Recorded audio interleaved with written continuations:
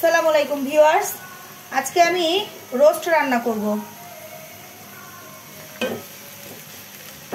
Roast রান্না করার জন্য আমি প্রথমে এখানে পেঁয়াজ ফ্রাই প্যানে দিয়ে ভালো করে ভেজে নিব। তারপরে সব মশলাগুলো আমি এখানে অ্যাড করব। ভিউয়ার্স, রোস্টের সাইজটা বড় হলে আমার বর আবার খেতে পছন্দ করে না, কিন্তু বাচ্চাদের অনেক পছন্দ বড় সাইজের রোস্ট, থাই পিসগুলো। আমি আজকে বাচ্চাদের পছন্দের কথাটা মাথায় না রেখে বরের পছন্দটাই প্রাধান্য দিলাম, তাই রোস্টের সাইজগুলো আজকে ছোট ছোট করেছি। ছোট বলতে একটা মুরগিকে আমি 8 পিস করেছি।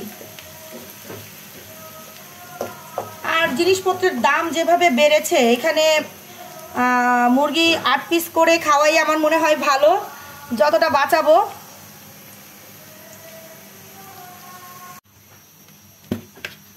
এখন আমি পেঁয়াজটা একটু ভাজা করে নিব, বাদামি রঙের করে নিব। পেঁয়াজটা বাদামি রঙের করে নিলে খুব তাড়াতাড়ি মশলা গলে যায়।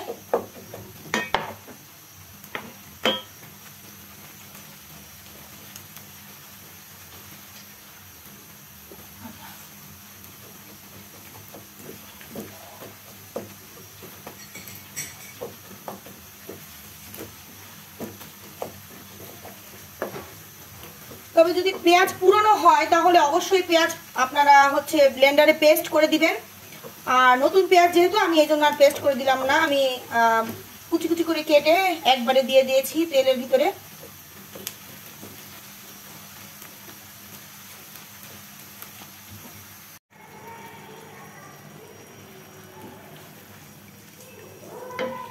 সবগুলো মশলা দিয়ে দিয়েছি রোস্টের জন্য। কি কি দিলাম? জয়ফল জয়ত্রীর পেস্ট, আদা রসুন পেস্ট, জিরার গুঁড়ো, ধনিয়ার গুঁড়ো সব দিয়ে একসাথে ভালো করে মশলাটা কষিয়ে নেব। এই অবস্থায় আমি এটা ঢাকনা দিয়ে দিব।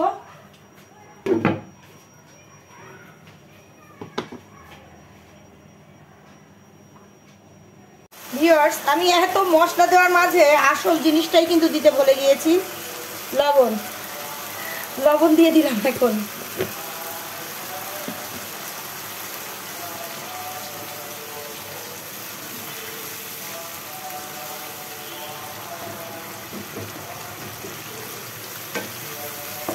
এটা আমার খুব ভুল হয় লবণটা, তবে একেবারে যে দেই না তা আবার না, মানে ভুলে যাই। পরে হঠাৎ মনে হয় যে আরে আমি তো লবণ দেইনি।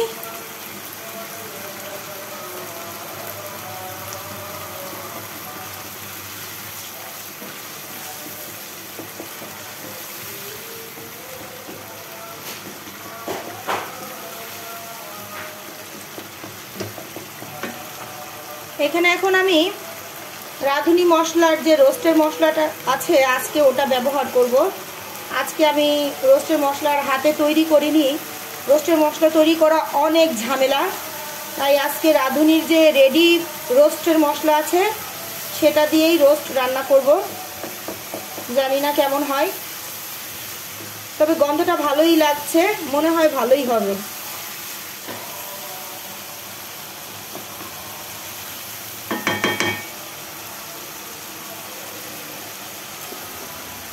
কিছু কাঁচামরিচ অ্যাড করব।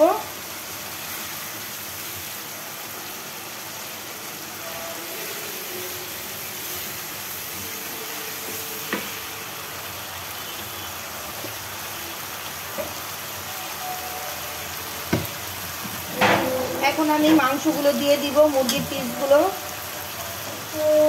এই হচ্ছে আমার, দেখো রোস্টের সাইজ করেছি, মানে রানটাকে অর্ধেক অর্ধেক করে নিয়েছি। আমার বরের মধ্যে একটা ধারণা যে বড় মাংস বা বড় মাছের পিসের ভিতরে মশলা ঢুকে না, এই জন্য সে ছোট সাইজ পছন্দ করে।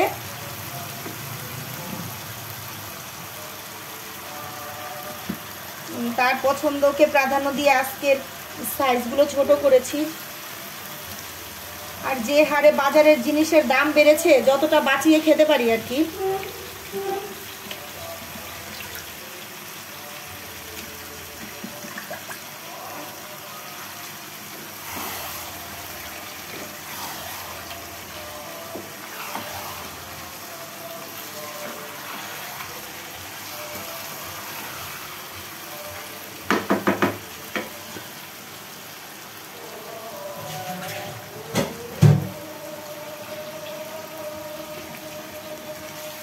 ভালো করে এগুলো মিক্সড করে নিব।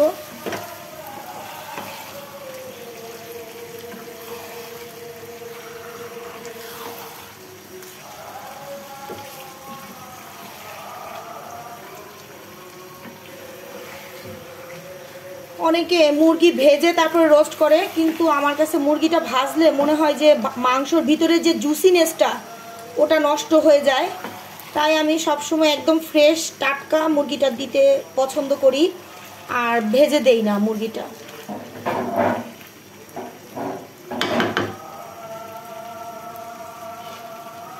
তো ঢাকা দিয়ে দিলাম।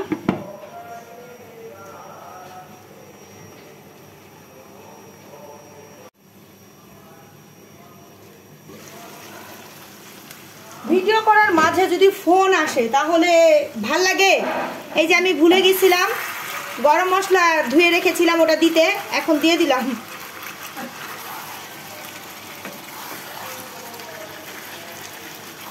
আর আমি গরিব মানুষ, আমার দুইটা মোবাইল নাই যে একটা দিয়ে ভিডিও করব আর একটা ফোনে কথা বলবো। আমার একটাই ফোন, একটাই ব্যবহার করতে হয়।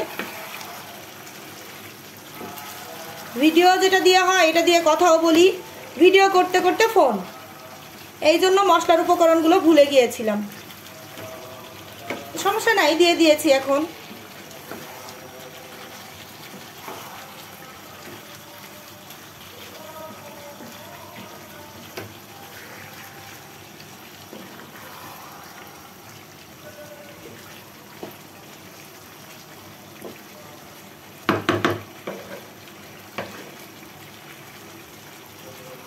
ঢাকা দিয়ে দিব আবার। একটু লাগবে তাই আর একটু কাঁচামরিচ দিয়ে দিলাম।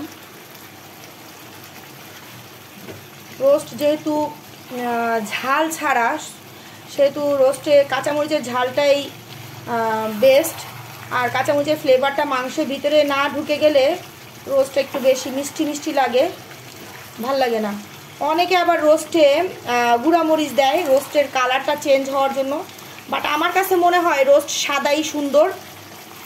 ছোটোবেলায় এরকম খেয়েছি তাই এরকমই করি, আমার এরকমই ভাল লাগে। রোস্ট লাল হলে আমার এটা ভালো লাগে না। আমার বাচ্চারাও আমার হাতের রোস্টটা খুব পছন্দ করে, শুধু আমার বর ছাড়া। তার কাছে এইসব খাবার ভালো লাগে না, সে খেতে পছন্দ করে ভর্তা সবজি। কিন্তু বাচ্চাদের তো শুক্রবার হলেই ভালো মন্দ খেতে হবে।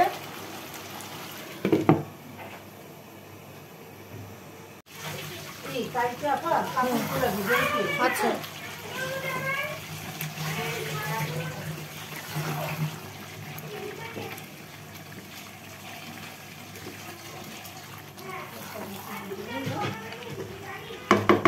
তো বন্ধুরা এই ছিল আমার রোস্টের রেসিপি।